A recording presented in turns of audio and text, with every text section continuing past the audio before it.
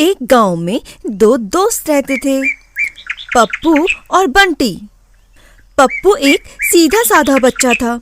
वह सभी जानवरों और पशु पक्षियों से प्रेम करता था। वहीं दूसरी ओर बंटी एक दुष्ट बच्चा था। वह सभी जानवरों को हमेशा परेशान करता रहता था। जब भी पप्पू जानवरों को प्यार करता तो बंटी उसका मजाक उड़ाता। भला ये भी कोई प्यार करने लायक है? ना बोल सकते हैं और ना कुछ काम कर सकते हैं। ये तो इंसानों के गुलाम हैं।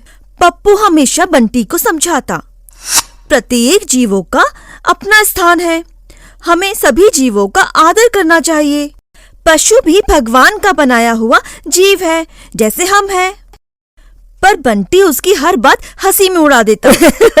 एक बार गांव के सभी बच्चे छुपन छुपाई खेल रहे थे। छुपने के चक्कर में बंटी और पप्पू जंगल में कहीं भटक गए। रात भर वो जंगल में डरे सहमे घूमते रहे। जंगल में घूमते घूमते उन्हें जानवर के बच्चे की रोने की आवाज सुनाई दी। उन्होंने देखा कि एक भालू का बच्चा गड्ढे में फंसा रो रहा था।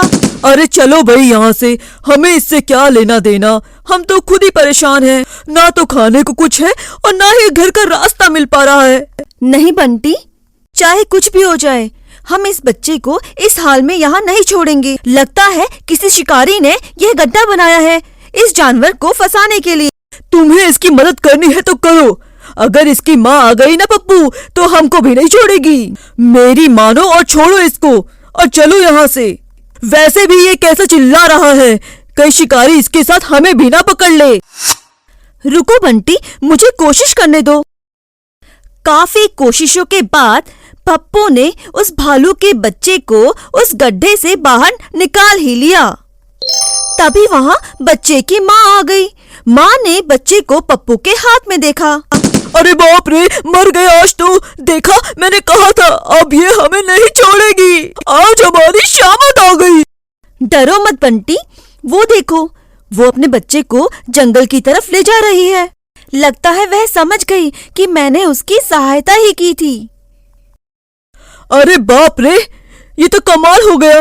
अब चलो यहाँ से, बहुत हो गई मदद। हमें गांव का रास्ता भी ढूंढना है। गांव का रास्ता ढूंढते ढूंढते अचानक उनके सामने एक शेर आ गया।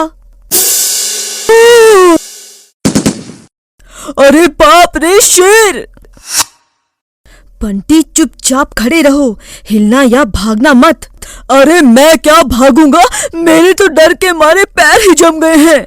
आज तो हम इसका भोजन बने ही बने पप्पू।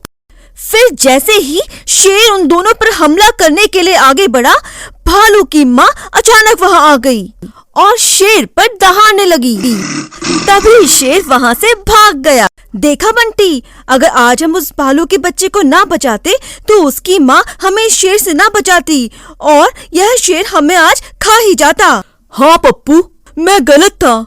आज मुझे अपनी गलती का एहसास हो गया है। आज मुझे समझ में आ गया है कि पशु भी सब समझते हैं। वे भी उतना ही महत्व रखते हैं जितना कि हम। तभी जंगल में थोड़ी दूर चलने के बाद उन्हें अपना गांव दिखाई दे गया। फिर दोनों अपने घर पहुंच गए। तो बच्चों, हमें किसी भी जीव को कभी भी कम नहीं समझना चाहिए। सबकी अपनी खासियत होती है।